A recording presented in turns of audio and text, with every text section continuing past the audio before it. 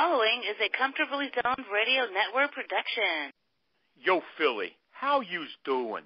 Welcome to Philadelphia Baseball, past, present, and personal. I'm Bill Cachetis, your host on the Comfortably Zoned Radio Network.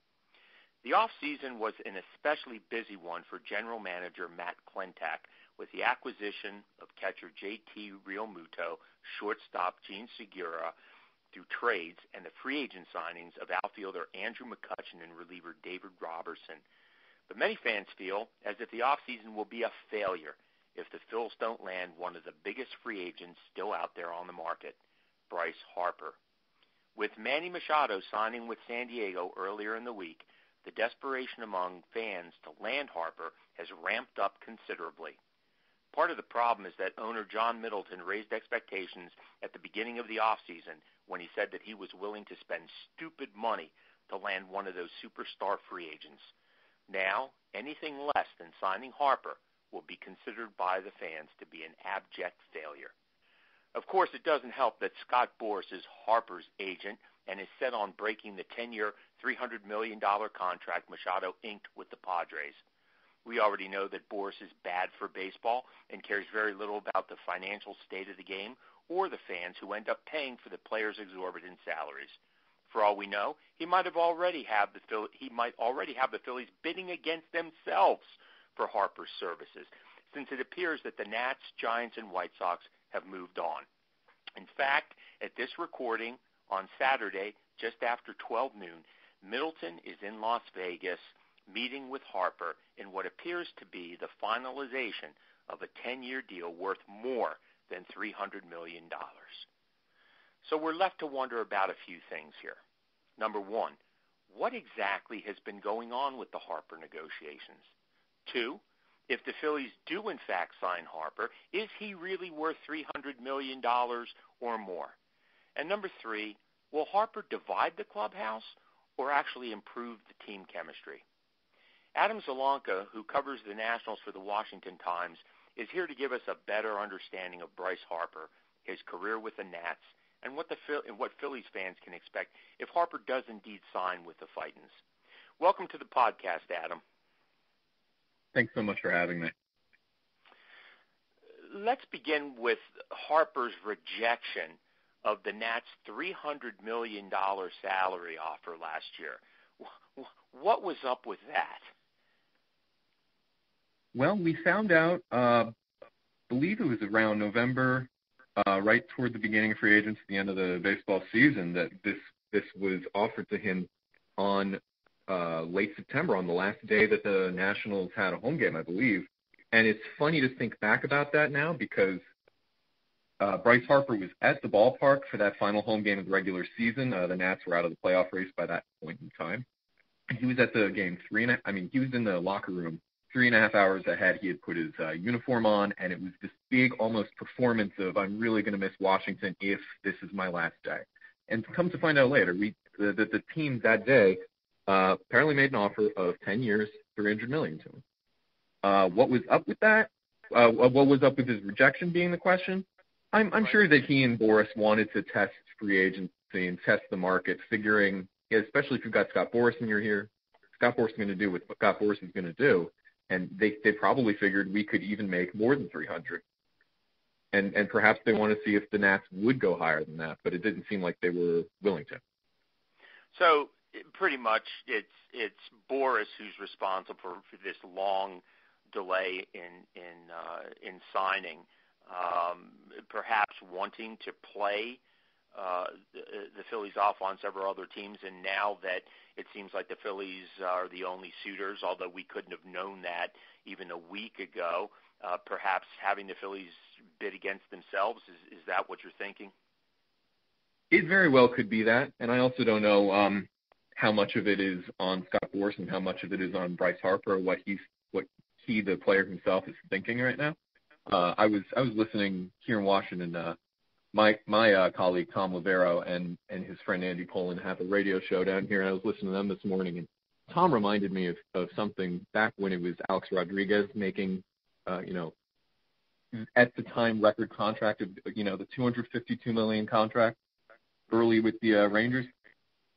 It was 252 and not 250 for a very particular reason. Apparently, Boris, seeing in the NBA that Kevin Garnett had just signed for 126 with the Timberwolves at the time, Boris said, well, I want my client to get double that. So you would think, let's think in round numbers. 250 would make sense as far as a round number. And Tom pointed out, they went for 252, double 150, the double of 126 of Garnett. So it could very well at this point be, we see Manny Machado sign with the Padres, as you mentioned in your introduction. And I was of the thinking that Harper would be the first domino that would then topple Machado, because maybe it's just me and my bubble of Washington, but I had the feeling that of the two of them, the list was kind of Harper 1 and Machado 1A. But Machado goes to the Padres, which, of course, as you also mentioned in your intro, really ups the pressure on the Phillies, because they went out and almost wouldn't say guaranteed, but said that how badly they want one of these two guys without naming them right away in that Middleton quote. To come back around, it could partly be Harper really wanting to see just how much he can get at this point. A lot of it though could be Boris seeing, okay, Machado made 300. Now let's really see, what can we do? 320? Can we do 350? Who knows? In mid-January, the Phillies brass went out to Las Vegas to meet with Harper and his wife Kayla. We heard here in Philadelphia that things went incredibly well, and it was at that point that the Phillies appeared to shift their complete focus away from Machado and on to Harper. However, that was mid-January, and this thing has now played out over more than a month. Is that indicative of what many of us feel, that Harper really doesn't want to play in Philadelphia? I've heard that theory for sure, and that was mid-January, the meeting with the Phillies. It seemed like at that point in particular, all signs were pointing to Philadelphia, and then out of nowhere, we learn Bryce Harper met with the San Diego Padres. Again, weeks before the Machado signing. I don't know. The San Diego was not a team that people were eyeing for either of these big-name free agents. At the beginning, it was the White Sox and the Phillies really competing with each other, it would seem, for some of these big names. They had the money. They were willing to spend it. Padres come out of nowhere. That was the very end of January. A couple days later, the Giants. So, Scott Boras is pretty good at one thing. I don't know him, but we know as a public that Boras is pretty good at leaking bits of information that he wants out to the public through the media. So, even if that meeting with the Phillies went well, maybe on Boris's end, maybe on the Phillies end it was good. Maybe Bryce Harper did like what he was pitched. Maybe the idea of him not wanting to play in the city of Philadelphia is overblown, but maybe it could be just down to money. Like, okay, that went well. We know they're interested, says Boris, but how much more can we get to sweeten the pot? How much more can we get them, I should say, to sweeten the pot?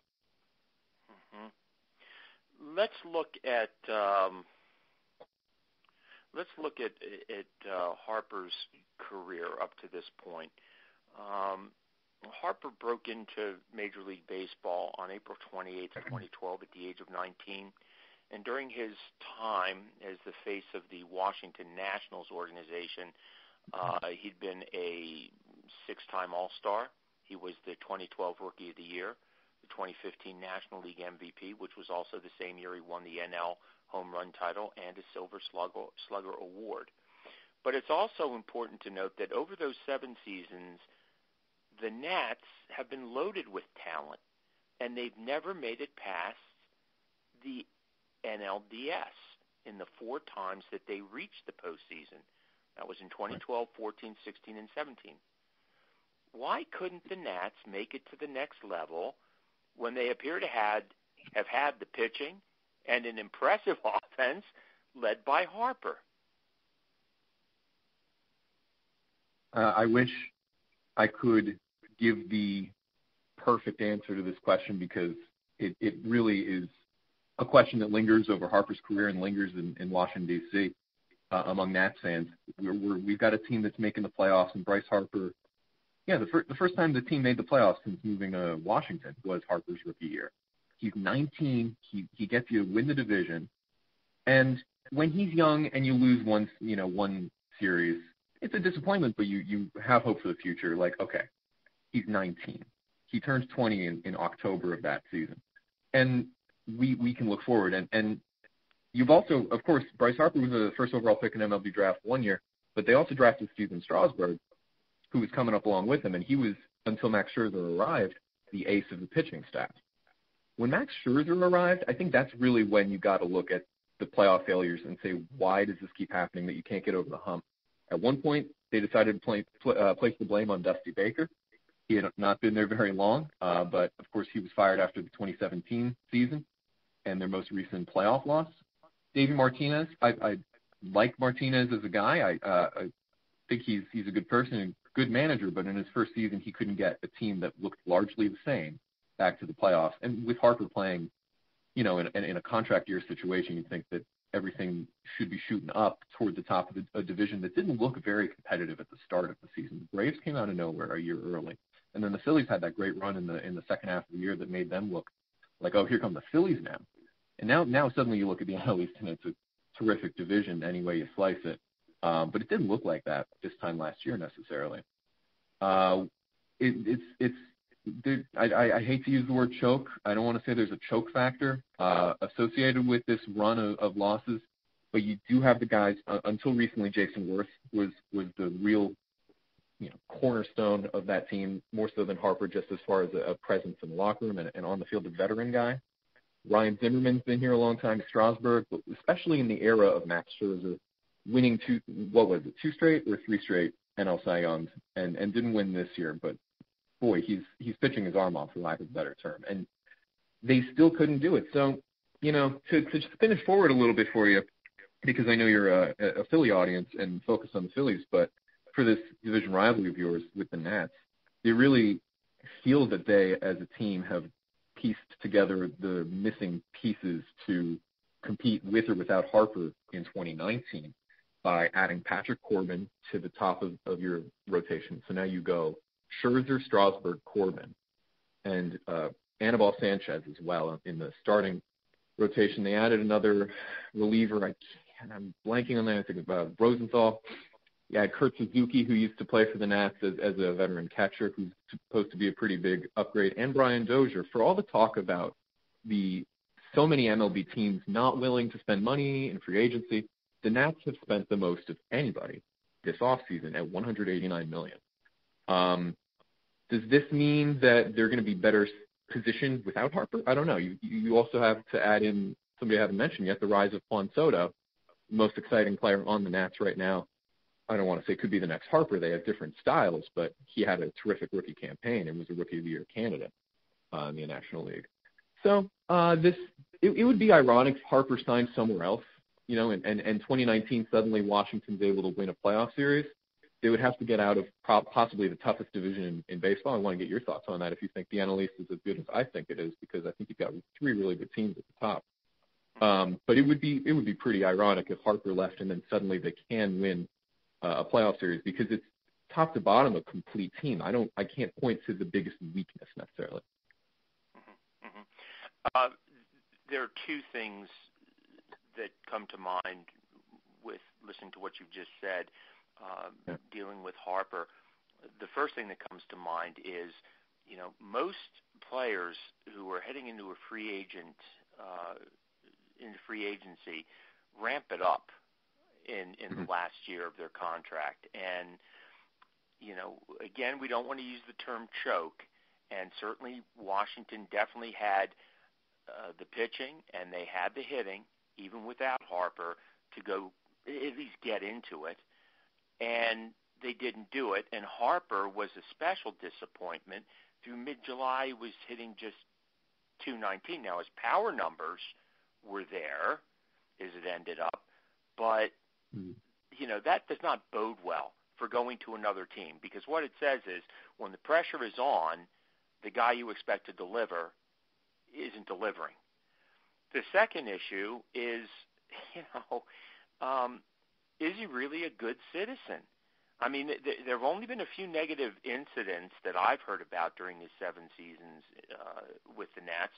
In 2016, for example, Harper was ejected for screaming profanities at umpire Brian Knight when the ump called out Danny Espinoza on strikes. He was given a 1-game suspension and an undisclosed fine for that. Then there was the well-publicized altercation between Harper and Papelbon in September 2015 in a game against the Phillies. Apparently, after Harper flied out in the 8th, he and Papelbon exchanged words. When he got back to the dugout, Papelbon then reached for Harper's throat with his left hand and shoved the outfielder back toward the bench with both arms. Teammates then pulled the pair apart. Now, I also understand that there have been times that ownership has pulled Harper aside to talk with him about his on-field behavior. So are there problems here? Should we really be comfortable getting this guy if we, in fact, get him? These are really, I would say, they're very important and fascinating questions I think you raise, especially my favorite is still one that maybe it's not as serious as the throat and Papelbon, but when he was a rookie and told a reporter, that's a clown question, bro. Maybe a little more lighthearted example, but certainly has, he can be rough around the edges in those ways. He's also a beloved figure in this area just for being the superstar baseball player. Of course, just last year, I think the timing was no coincidence. In 2018, 2 different youth baseball facilities around here were dedicated in his name, one in Northern Virginia and one in the District of Columbia. As far as I actually just want to go back first to the bit of a slump that he kind of was in first half of the year. He was striking out a ton. There was a 5-game stretch in late May where he had 12 strikeouts, and in the month of June he struck out 33 times. It was that was a big contributor to his slump. At one point, I'm just trying to find where I left this note, but at one point Dave Martinez, first-year manager, was asked about it, and he's seeing Bryce Harper every day for the first time ever. He came in from the Chicago Cubs, so he's not somebody who had years in the organization. So it's his first year seeing him on a daily basis. Something that he said back then in the middle of his June slump, Harper's June slump, Davey said, I watch Harper and he gets a little frustrated. The biggest thing is just to keep him level-headed and let him go out there and do his thing, which in my mind means, I translate that to mean he can get hard on himself and then makes it harder for himself to break out of the slump. What was the number you said before? Batting average 219 by mid-July. He was much better after the All-Star break. He had this big reset and this big moment, of course, too, in the home run derby, front of the home crowd, dressed up in the DC flag colors and American flag colors, had his father pitching to him. Really big moment of the baseball season. And he sort of seemed to have a reset after that as they needed to make a playoff push. He was much better in the second half of the year. But it does bring that to you that some people in sports, I think, can stay incredibly level-headed, I'm just using the word that Martinez used at that point. When they're in a slump, they don't get too down on themselves. Harper doesn't really talk negatively down on himself that I can cite, but maybe, frustration is the best word for it then. Maybe hard to snap out of those frustration moments, and whether that's playoffs, regular season, whatever time of year. And as far as being a good citizen, so wrap back around to that part, he's a fascinating character, though he's, in my opinion, just in the sports landscape today, just a fascinating guy. He's only 25. He's grown up with the city of Washington, around him watching and rooting for him, and occasionally, stick his foot in his mouth or he'll do something stupid on the field with his behavior. He's not known for running hard every pop fly. When Machado was criticized for, no Johnny Hustle interview that he gave right before free agency, that was a bit of a boneheaded move on his part. But it's not like Harper is this paragon of hustle on the base paths all the time either. So there's layers. He's complicated as a human and as a person, as a player.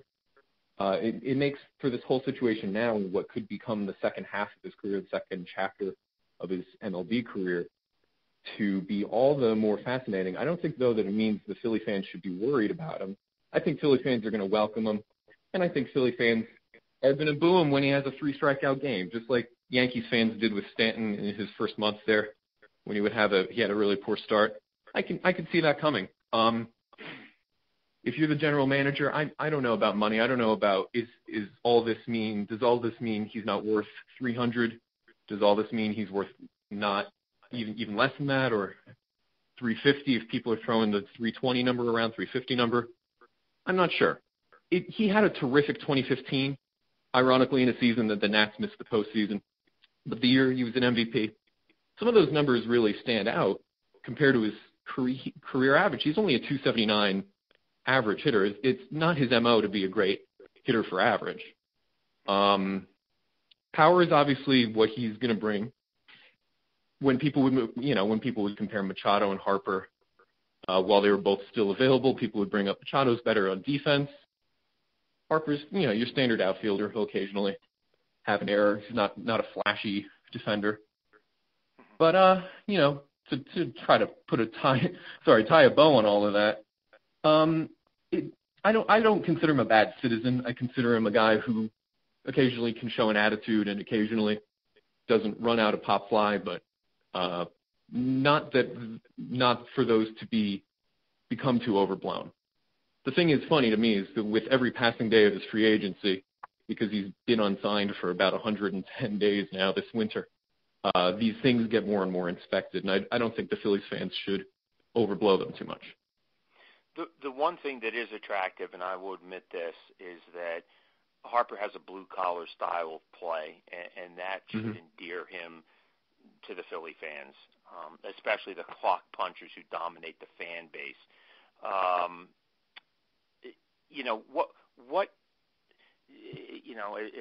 As you suggested, I guess the Phillies fans can, expect that he's going to continue that style of play, and that he's going to give us what he can give us. The question is, when you sign a 10-year contract for over $300 million, which inevitably it will be over $300 million, where's the incentive?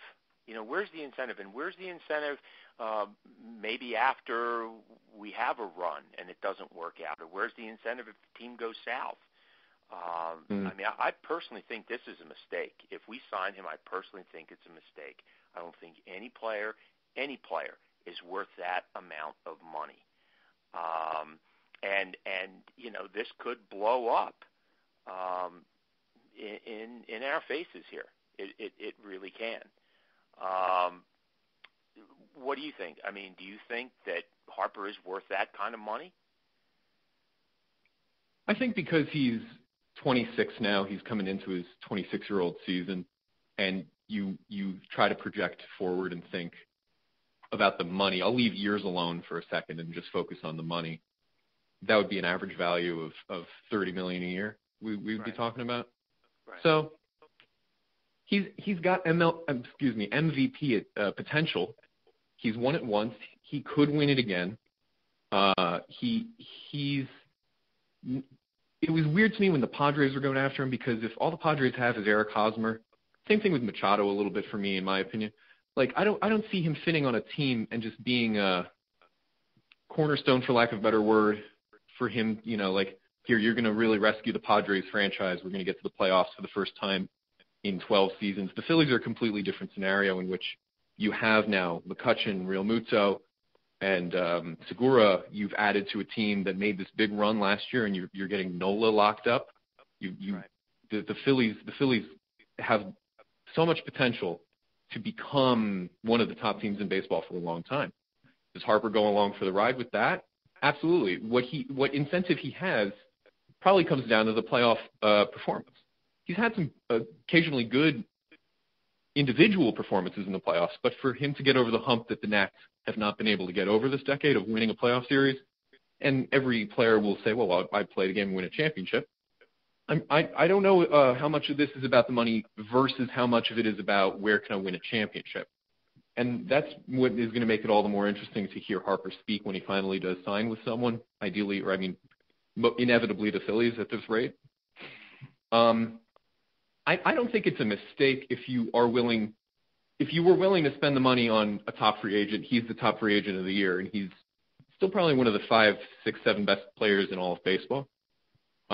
Because what you're looking at is you're not bringing in 32-year-old Bryce Harper, even though it feels like he's been around for that long. He's still young and durable. Never really had injury problems. I've never had to make a $300 million decision myself, Bill. So I don't know how much weight my words carry, but yeah, I would do it if I were the Phillies. And especially because we're in this context of what John Middleton said at the beginning of free agency, and what you said at the beginning of your intro, which is the fans will look at this pretty successful offseason as this sort of abject failure because I couldn't get Machado or Harper to come to Philly. So now they've put that pressure on themselves. Maybe Middleton doesn't say that if he was given a redo. I don't know, but I don't know who the guy is that well. What do you think? How do they balance this situation they've set themselves up in, where they wanted Harper or Machado? They made it clear without making it clear. They made it clear enough that they wanted one of those two, but Harper does come with his own baggage. It's kind of tough. Yeah, here's the issue for me, Adam. I'm a huge Mike Trout fan, and if I'm going to give that stupid money away to anybody, I'm going to give it away to Mike Trout, who I know wants to play in Philadelphia because he's from this area. He's a huge Eagles fan, right. And undoubtedly one of the reasons the Angels have not been able to sew him up is because he just built a I don't know how many $1 million mansion in his native Millville, New Jersey. He wants back here. And if I'm going to pay that kind of money, it's going to go to Mike Trout, who in my estimation is the best player in baseball and a great citizen. So that's my disappointment if we go through with this Harper thing, because I don't know how much money is going to be left to spend. Right. There won't be room for Harper and Trout. Yeah. I just don't know if there will be. That's one issue. The second issue, and you're right, there is absolutely no doubt in my mind that in the short term, Harper's presence in our lineup greatly improves what was becoming a fair to mediocre batting order. You put Harper, and he'll bat third because he's the best hitter. He'll be the best hitter in the lineup, and that's where you put your best hitter. It'll probably be something like McCutchen, Segura batting second because you can do a lot with him. You could hit and run, and get on walks.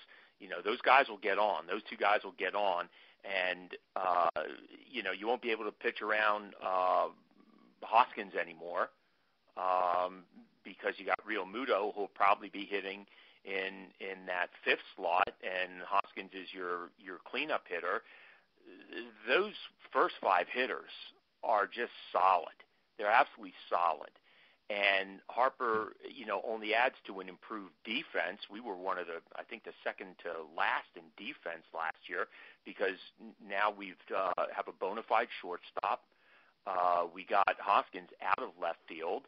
We'll probably put McCutchen over there, and we'll put Harper in right, and Herrera and Quinn may be platooning in center. Hoskins is over at first base now, and we've upgraded the catcher position with Real Muto. So I would be, on paper, we should be a lock to win the division. That's even with what the Nats did, and I do not undervalue that.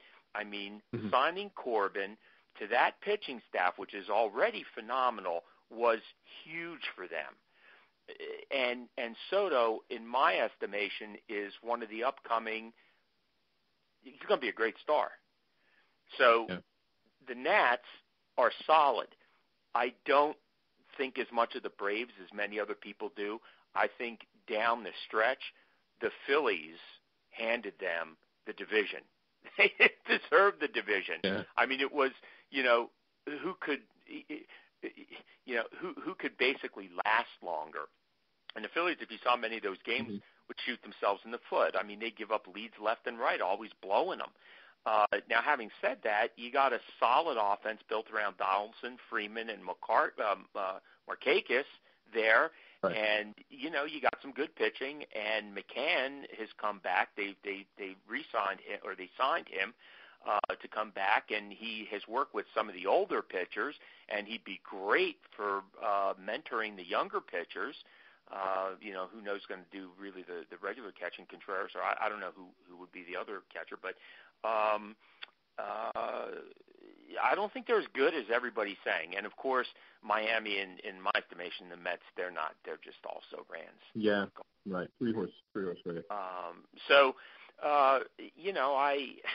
In the short term, for me, it's kind of wait and see. I mean, on paper, it looks great. But we have a manager who's in love with analytics. We have a manager who's never managed in the postseason.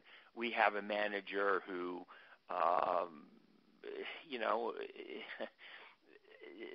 sometimes really, really needs to take a step back and think about coaching in a more traditional sense, and not to make changes for the sake of making changes.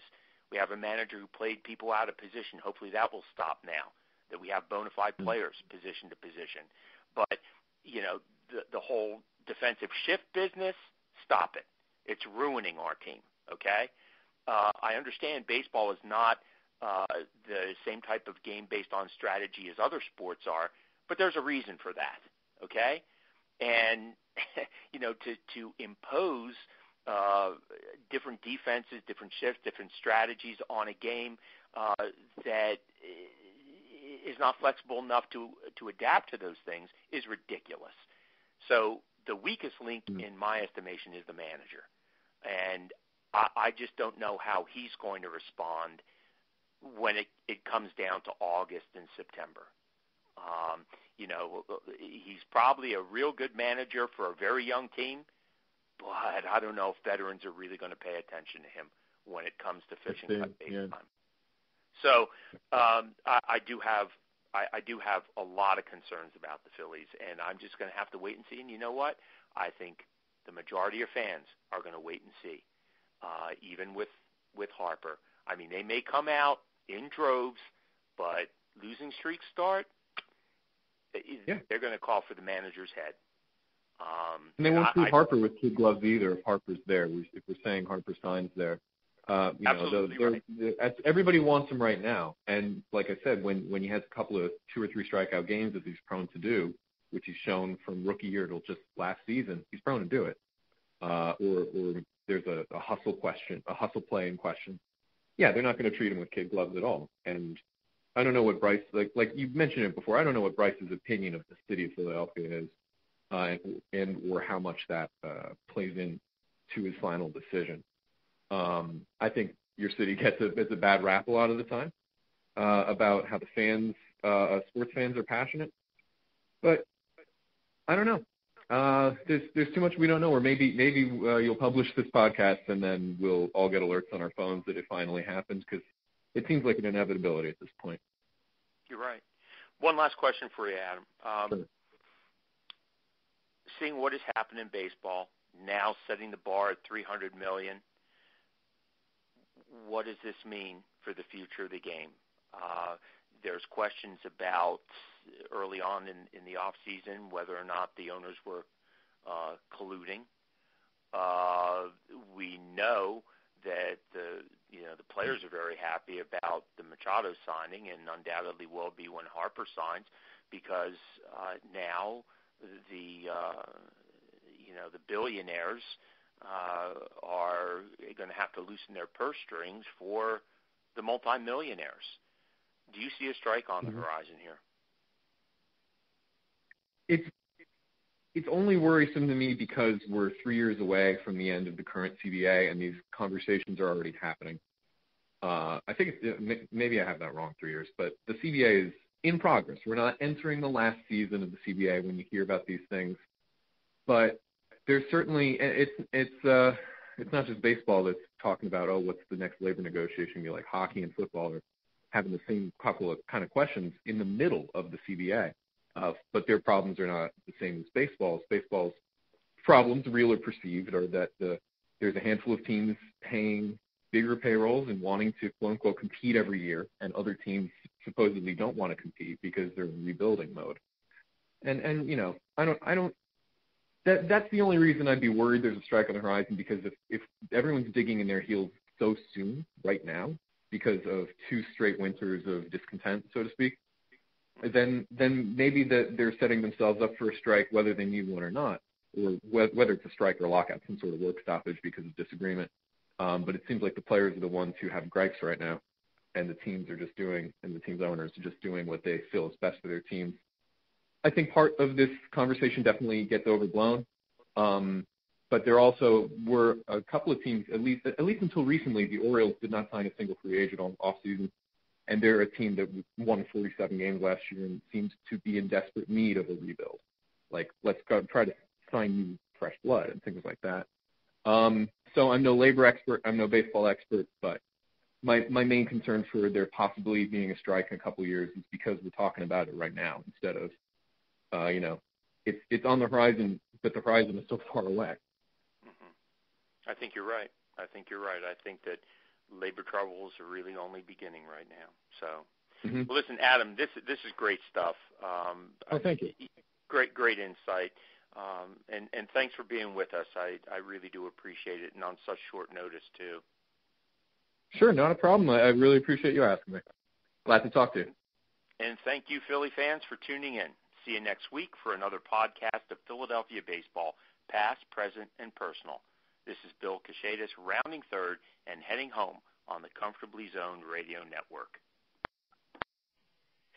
The proceeding was a Comfortably Zoned Radio Network production. Thank you for listening.